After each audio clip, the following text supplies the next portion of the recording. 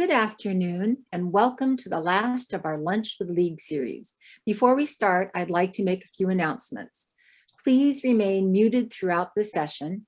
There will be a Q&A session after we hear from our speaker today. So if you have any questions for her, please put them in the chat directed to Chelsea Satula. Finally, I would like to advise you that this session is being recorded and the link to the recording of each session will be available on our League website.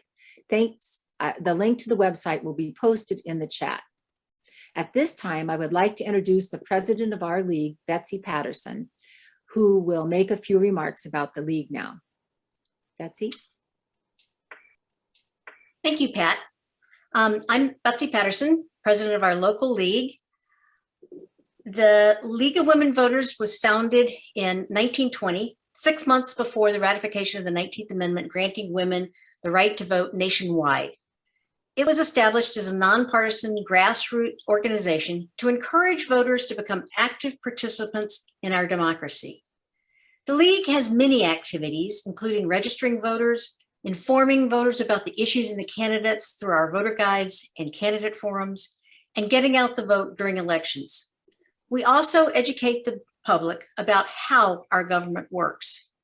In this series, we will interview Ventura County elected officials to learn what their roles are in the government, what skills are required, and what challenges they face.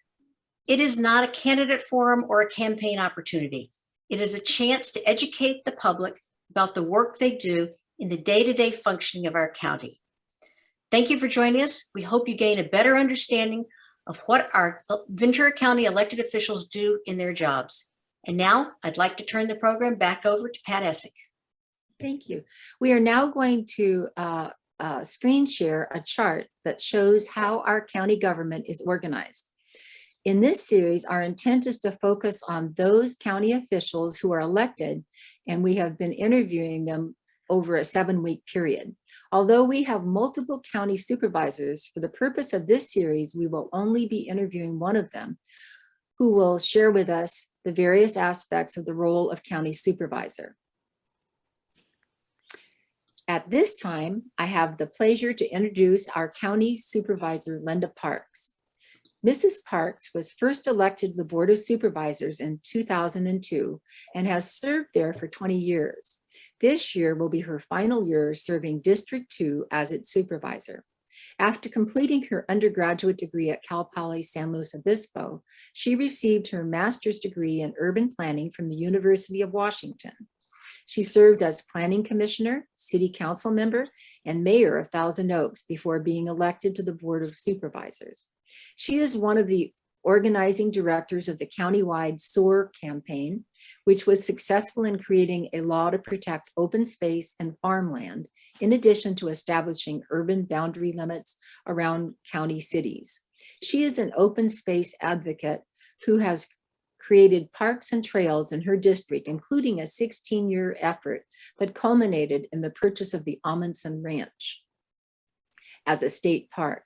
In addition, since joining the board, she has helped grow the county reserve fund from 0% to 13%. Her list of accomplishments as supervisor, as well as her input on many other advisory boards, is long and broad. Welcome, Mrs. Parks. Thank you for joining us today. I really appreciate the opportunity, and also want to take a moment to just say thank you to the League of Women Voters, because you do fill a crucial role. It helps to educate our voters, and appreciate the forums that you put on. And it's just, you've always been such straight shooters, and it's wonderful to have your engagement and have you out there, particularly in campaigns too. But educating is so important. It's key to making good voters. So thank you for the work you do. Oh, thank you.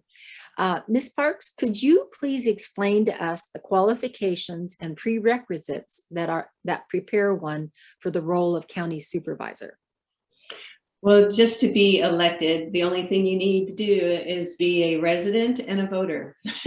But I know from experience, it does help a lot to have a background with this county, a background in some social issues, as well as looking at government and how policy works. I think it's really important also to have a good bead on working with constituents, on understanding, having ears to the ground and understanding what they want, and then learning government enough to know how to get your constituents what they need. And so that is a lot to it.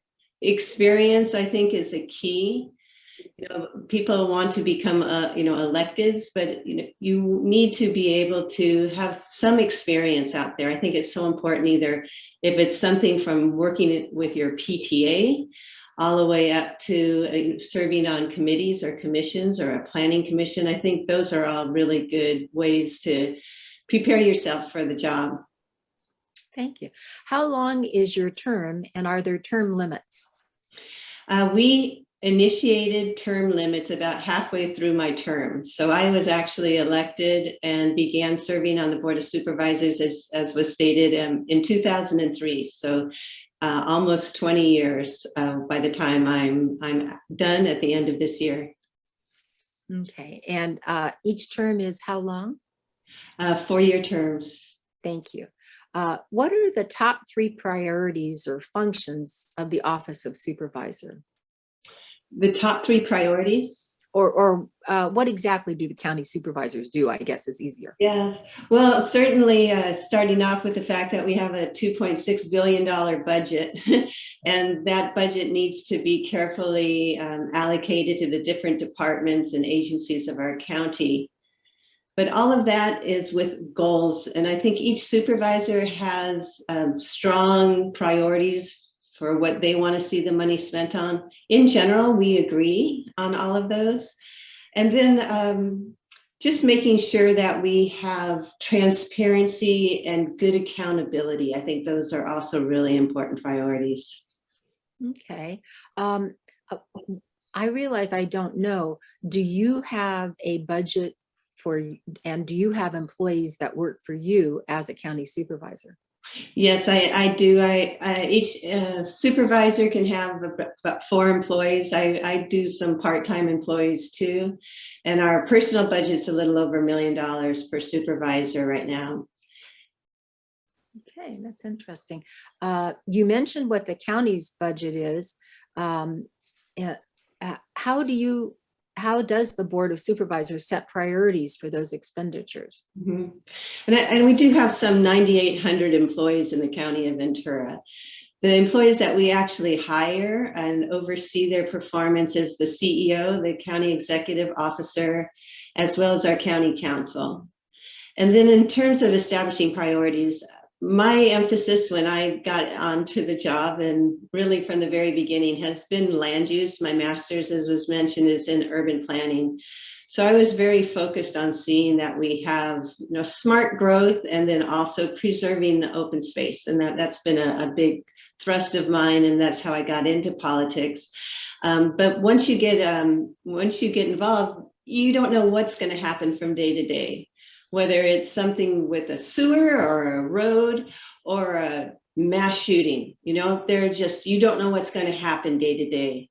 And sometimes you just need to step up. But it's wonderful to have the opportunity to really fulfill your mission. And I certainly have had a strong opportunity to fulfill what I want to see happen, and that is to enhance our mental health services. That's always been really strong emphasis for me, as well as to do what we can towards climate change and seeing that we are protecting our open space. Those have been strong ones. I've also been very hardworking for our senior citizens. I've been putting on things called senior summits to bring our seniors together and the service providers together to see how we can better serve our senior citizens. But the county, its depth and breadth are kind of jaw-dropping when you see how much our county does. I think a lot of people don't know what the county does, so I really appreciate that you put up that flow chart, that you're interviewing the different offices, because it is really amazing. You almost have to be a good multitasker, when you talk about the types of things that we have to deal with, just looking at one of our board meetings, for example. Yeah, all right. What are the challenges facing the Board of Supervisors? You know, it all depends on the times. Like I said, you don't know what's going to happen each day, but right now our challenge is get out of this, you know, the having so much emphasis on having to deal with COVID, you know, by getting COVID, kicking it to the curb. And we're doing a really good job, I think, with our public health department and also working with the people and having such a great tools, you know, vaccines and all that. So that's been a strong emphasis, unfortunately, you know, for the last couple of years, but so much goes on in between that.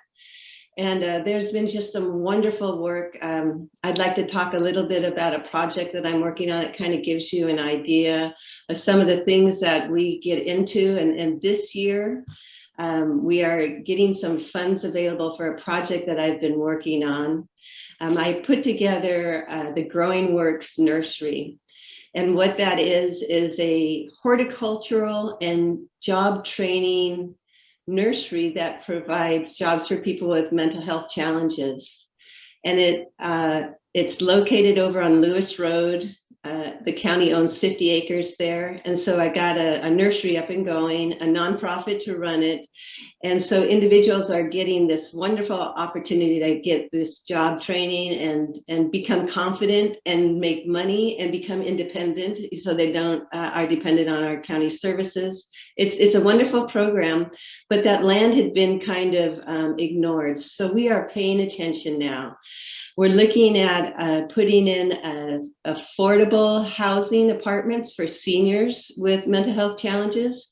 We have a shelter, a rain shelter out there for people who are facing homelessness. We have Casa Pacifica, which assists youth who are at risk. We have housing for people with mental health challenges, all on this 50-acre property.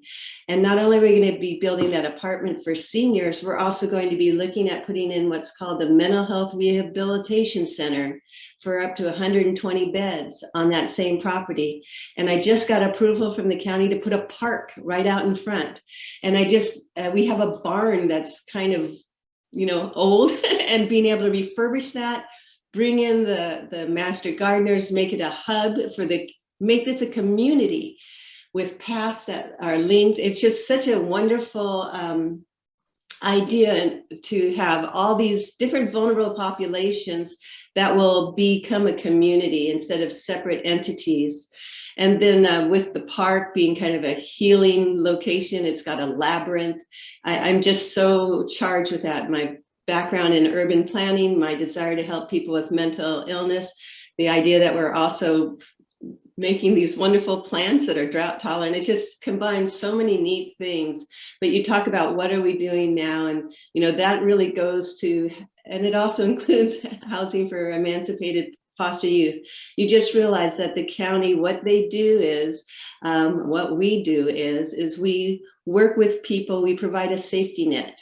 And it's working with people who are most vulnerable, people who are homeless, emancipated foster youth, people with mental health challenges, and trying to see if we can it's to give them a hand up, not just a hand out. And it's so important, I think, and one of my emphasis is to get them out of the system, help them get strong and able to be on their own. Oftentimes, county government services are to, you know, get people their services, but we really also need to work on that transition back out into fully functioning citizens. So that's kind of an exciting thing. In addition to also having to deal with COVID, I've been in office between the city and the county probably almost 30 years. But these last 3 or 4 years have just been crisis after crisis, you know, that we've had to deal with COVID. Before that, we had a mass shooting in my city at the Borderline Bar and Grill. I helped to put together a mental health and safety task force to put together ways to prevent gun violence. Before that, on the same day, right, essentially the Woolsey fire broke out again in my district, and just helping individuals and seeing what we can do to prevent wildfires. In the meantime, I also had the Santa Susana Field Lab in my in our county, something I've been fighting for a long time, trying to get it cleaned up. It has nuclear contamination and one of the worst polluted sites in the state of California. So just there's all these and things that we're working on that I'm helping lead the effort on. And then really positive things like the Clean Power Alliance that I'm a vice chair on and help to establish that now it provides clean energy, and it now has more 100% clean energy customers than any other energy provider in the United States. And that to me just says so much when you're working to fight climate change, to have that available. So just a lot of good things that we're doing. Our Board of Supervisors has also looked at trying to make healthier environments, particularly for environmental justice. You look at oil drilling and the great work we've done at a Board of Supervisors, for example, putting in required buffers, the largest buffer in the United States too, of 1,500 feet between schools and oil drilling. So there's a lot of big things our county has done that I think are leading the way in our state and in some places the nation. And it's really exciting to be a part of that. Well, thank you so much, Ms. Parks, for all this information that you've given us. It's been wonderful. At this time, we are going to open it up to questions from the attendees, and I will turn it over to my assistant, Chelsea Satula, to facilitate the Q&A. Thank you, Chelsea. Thank you, Pat. Thank you, Supervisor Parks, for being here. First question up is, how can we as voters gauge the effectiveness of your office? I'm sorry, could you repeat that? Yes, sorry. The first question we have is, how can we as voters gauge the effectiveness of your office? How can you gauge the effectiveness of my office? Mm-hmm. Well, I think voters are looking at seeing that we have accountable government and receive the services that they need. And I think the ability also to reach your elected official, I think, is really important. And I really feel it's important that we do our best to make sure that, like in a commercial business, that you leave the customer smiling, being able to help them get the services that they need. You could judge things like, are my roads paved? But to me, there's also very important social issues. For example, just a couple of weeks ago, we had white supremacists put banners out over the freeway. You want to have an elected official that's going to speak out, someone who's going to make sure that they're voicing what you think is important. And I'm so glad for the League of Women Voters that you can help us engage the public so that they have that ability to see our elected officials doing what we think are important. It's hard when you are a working person, for example, or a full-time mom, or to being able to keep an understanding of what's happening in politics. So it's so nice to have the League of Women Voters to help provide that information. Thank you. Next question is, who has oversight of the Board of Supervisors? The board itself, and then the voters, and just like that great chart that you showed, the electorate is at the top of the chart, and then comes the Board of Supervisors. And I think that's key. We are always, having to answer to the voters, and that's the way it should be. Great. I also look at things that I love the vote of the people, right? I've put together laws that require a vote of the people, because in some cases, I think the voters are better able to get what they want by voting for it. And that's what SOAR does. So if you want to rezone agriculture land and put in a commercial shopping center, you got to ask the voters first. I think those kind of checks and balances are important on things that we really treasure. Next question is about whether supervisors are assigned to serve on committees, or do you get to choose? How does that work? How do committee assignments work? There are committees that the board are on just for the Board of Supervisors, like the Finance Committee, but then we also all serve on a host of different committees and commissions, like the Transportation Commission and the Air Pollution Control Board. The whole Board of Supervisors sits on that. But we do arrange at the beginning of each year by what the board members are most interested in, and then they submit their requests and the board votes on it. So we have like 2 members that sit on the Local Agency Formation Commission. We have 2 members that sit on the Cal State University Channel Islands Site Authority, and it goes on and on. We are on probably a dozen boards each ourselves, and then we also have the pleasure of being able to appoint people, hundreds of people, to different committees and boards. Good. Okay, so we have 2 kind of related questions about the Board of Supervisors oversight of law enforcement, and whether or not the Board of Supervisors intends to form a Sheriff's Oversight Committee to demand accountability of law enforcement. So we are all separately elected individuals. The sheriff is a separately elected individual from the Board of Supervisors, so we cannot tell the sheriff what to do.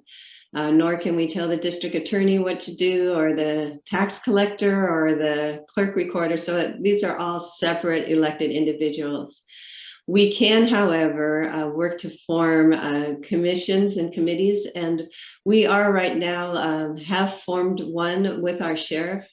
And I think it's really important, this is to ensure that we have good representation for diversity, equity, and inclusion. But I know right now there's a strong effort to see that we get ICE out of Ventura.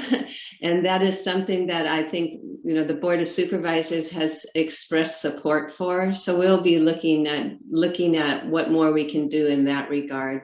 And I think that might go towards the answer to the question, but if not, I'm willing to go further. And yeah, so we've been talking about this in our Race and Social Justice Committee about the differences between that committee that's formed already that includes the sheriff on it versus the Sheriff's Oversight Committee that would not include the sheriff but would have subpoena powers to investigate misconduct.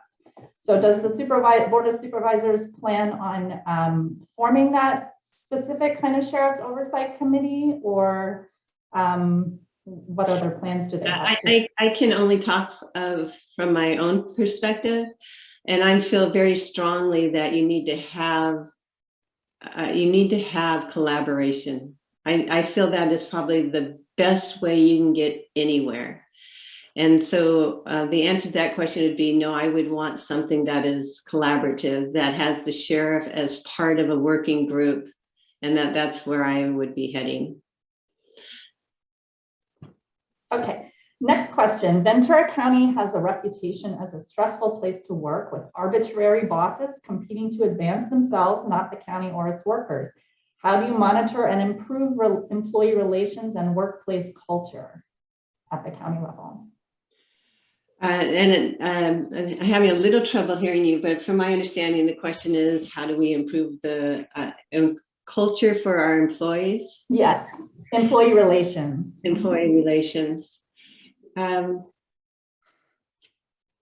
have been pretty impressed with our county executive office in their ability to work with the managers and directors of our county, and everything I think flows from the examples that you set. And so I feel like our Board of Supervisors sets a good example of that, being able to work together and being able to support our employees. And for example, there really is a policy where we look at those who make the least amount of money and see that when we do compensation, that we give them more than we would at the top echelon of our county, because we realize that they are most in need. So for example, if we were to do a 3%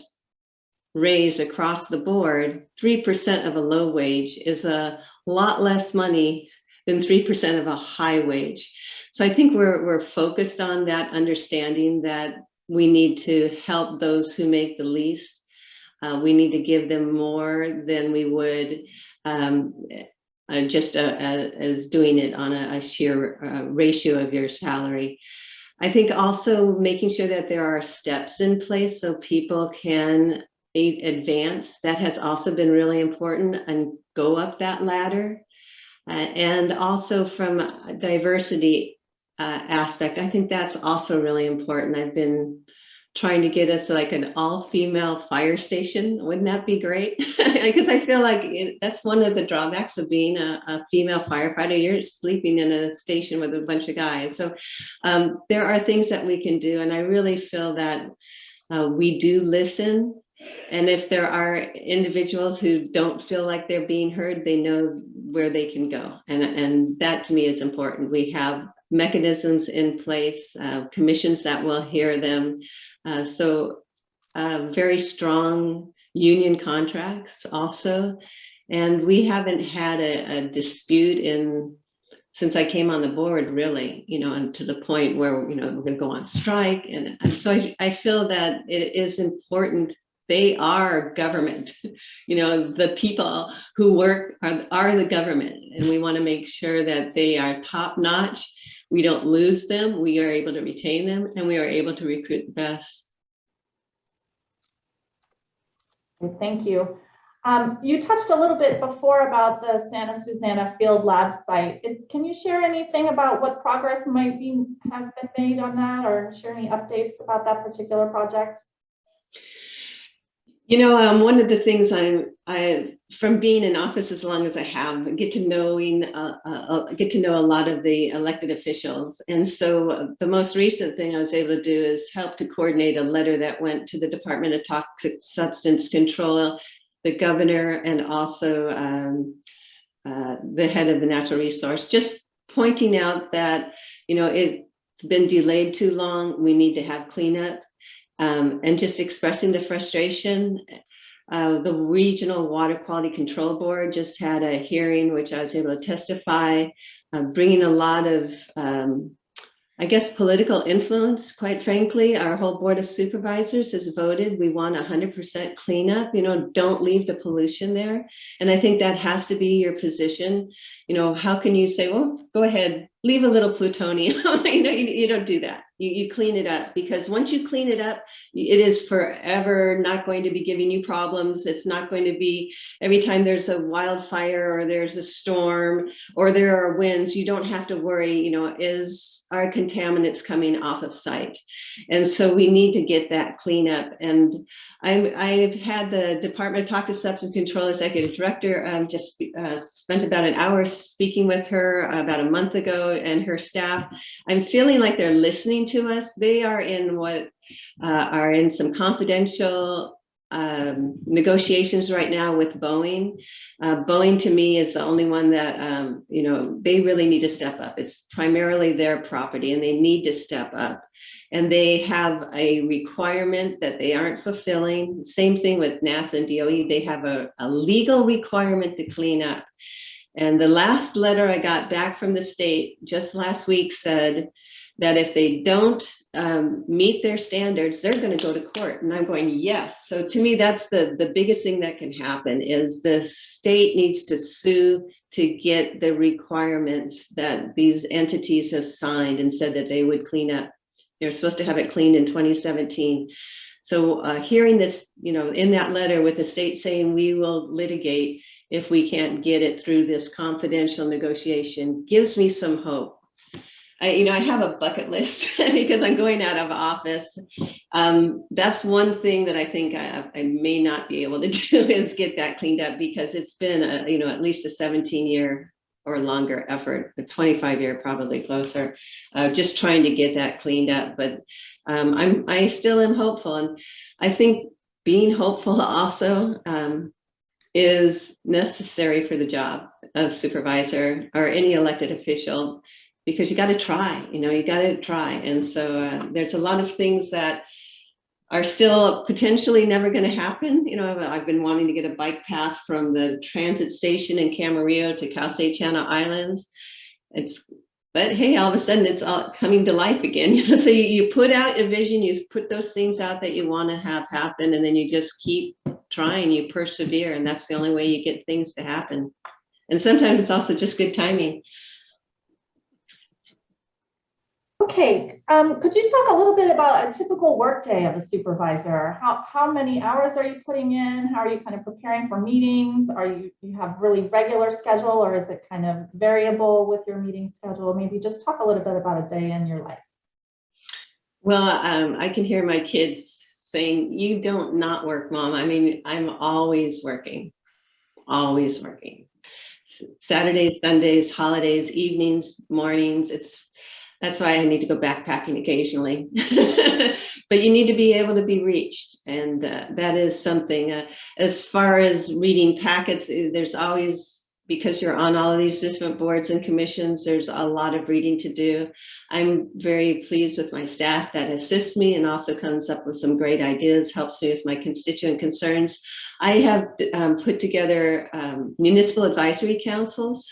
I have 4 in my district. Some supervisors have 0, and they keep me busy too. I go to all the MAC meetings, Municipal Advisory Council meetings. We help put together their agendas, and they work so good because they are my ears to the ground in those communities, tell me what they need, and we work to get it for them. So they're very instrumental, really, bottoms up form of government that I strongly believe in. I'm very grassroots, so hearing from the community, that takes a lot of time also. And then just really working on these projects, that I love, from working with monarch, trying to get monarch butterflies restored, to the wildlife corridor bridge that I'm working on. And then a lot of the job is what you make of it. I've seen supervisors have full-time jobs while they're on the board of supervisors. You just go, how in the heck can you do that? We just don't do as much, but there are definitely times when action is needed, and I'm really glad to be able to be there for it. Can you speak to the difficulties of balancing the need for development in the county versus the desire to save open spaces and agricultural lands? Well, the way SOAR works is our general plan, and as I say, my background is in planning, and the point is the general plan tells you where you build and where you don't. And with the county, you don't build in the open space or the agriculture land, but on any given day, 3 members of your city council, your board of supervisors, can change the general plan. So that's why we put in SOAR. It puts in place that general plan by vote of the people when it comes to open space and agriculture lands and rural lands. All that towards the fact that building in the cities is where the development should happen. And that's from a Ventura County perspective, that's the only place where I really, we don't build in the county that much. So other than the types of uses for the lands that we have, like drilling for oil, those kind of things will come to us. We just recently had a farm worker housing project I was supportive of, and I'm still working on to see that it gets hooked up to a sewer system instead of where they're looking at now, which is a packaged sewer treatment plant. But I think when you're talking about low income, very low income farm worker housing, that's where the little bit of land that you do have available should be built. And I feel strongly that government should support low income housing or very low income housing. The marketplace can take care of the rest. So we shouldn't be cutting development deals to build luxury apartments. And I just saw that happen here in my city of Thousand Oaks. Goal of government, in my perspective, is just the goal of the county of Ventura. You help those who are vulnerable. Okay, another question of what kinds of additional duties and honors accompany the role of the chair of the Board of Supervisors?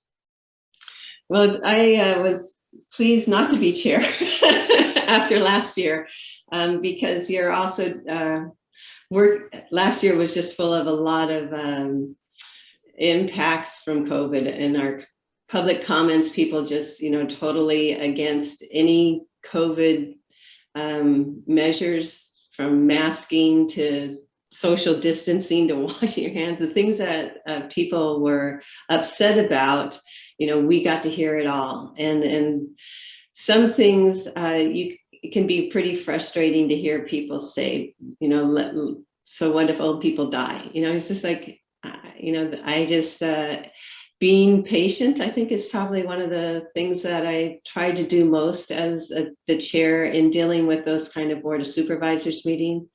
But then there are just the wonderful honors of being able to represent the county in different functions.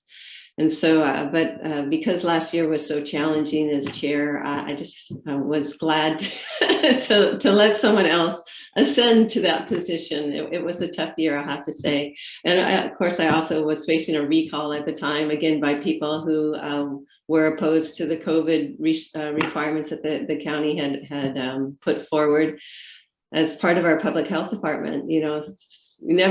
People never thought about the public health department 4 years ago, 3 years ago, but that all of a sudden became the major thrust this year. You've mentioned a couple major accomplishments of your office already. Are there any other ones that you'd like to mention that you're particularly proud of your office? Kind of thing? I have the most affluent district. I've got Santa Rosa Valley and Hidden Valley and Lake Sherwood and Oak Park. They're all very high income areas. But when I got SOMAS into my district, I got excited, I wanted to do something to help that community. There's some very low income farm worker folks too. And I was really excited about bringing a bookmobile, getting a bookmobile going to go to the school there. It doesn't have the most robust library. And so that was really exciting to be able to get a bookmobile. And then just at our last board meeting, it looks like we're going to get a second one. So pushing forward on that was, it's a small thing. It was exciting for me to see during COVID, the school shut down, but the bookmobile showed up and the kids all came. And it was just really nice to see. Out in Oak Park, I was able to get the Cane and Shuttle. It's a free bus for makes a small little route, but it's very popular, particularly with students. It hits the different high schools and middle schools and elementary schools. It helps senior citizens get to go buy groceries, but an all free shuttle bus that runs pretty regularly. You don't need to have anything but stand there and get on it. And I love that. I was a transportation planner.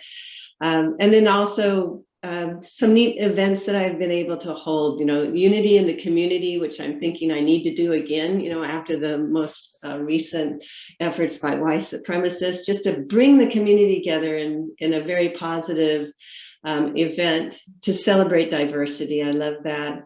The senior summits I mentioned, which I really enjoyed being able to put forward. I think that a lot of the things that I've been able to do over the years, I can point to, but I also really like the fact that I have been able to help others get elected into office. And then also giving people an opportunity by working in my office to move on to other positions and have what I would hope was a good boss, because I know we've probably all experienced bad ones particularly in our early parts of our career. So I really like being able to mentor and help others to enter into government, which I think is a very noble profession. Okay, and so if people wanted to tune into board meetings, they're all open to the public. Some of them are closed, most of them are open. And what are those schedules like? Yeah, just about every Tuesday we have a board meeting, and you can, so accessible now, particularly with Zoom. You can go in, you can speak on any agenda item by going to ventura.org. And I also, all the municipal advisory council meetings, I have one in Casa Caneo and Oak Park and Santa Rosa Valley, out in SOMAS. You can participate in them. And even if you aren't around to participate, I've got all the Zoom meetings online.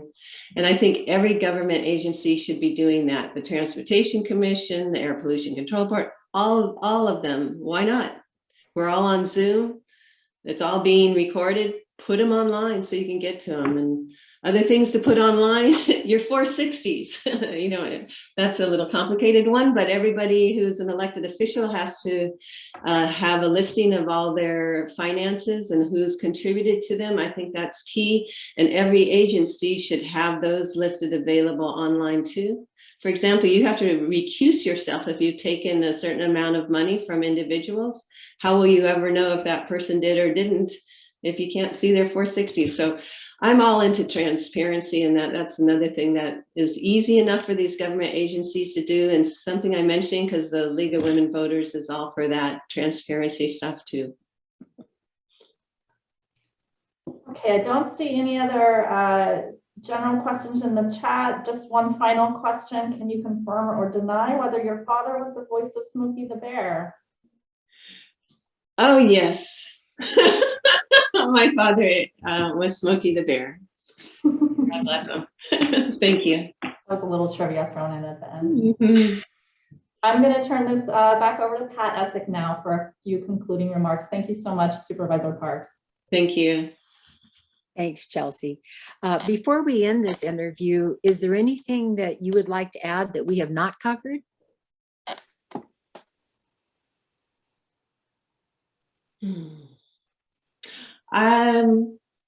Just how honored I have been to be in the position that I have been in. It has not always been easy, but to be able to work and be supported in that work by many folks, it's just such an honor.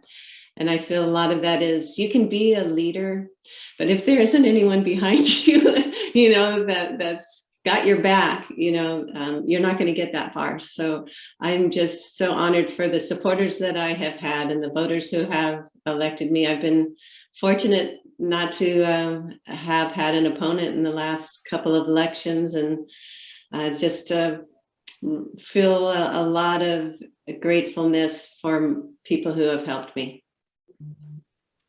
Well, thank you so much, Mrs. Parks, for joining us today and helping us to understand the role and the responsibilities of the office of County Supervisor.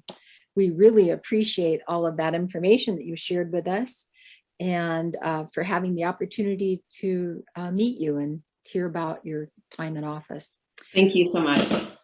You're welcome. This is our final lunch interview with elected county officials. As a reminder, recordings of this session and all of the previous ones will be available through our website. You can find the link to our website in the chat. The California League encourages voters and candidates to make use of nonpartisan online guide called the Voter's Edge to learn about the priorities of candidates, as well as an explanation of ballot initiatives and referendums. And this concludes today's presentation. Thank you for coming.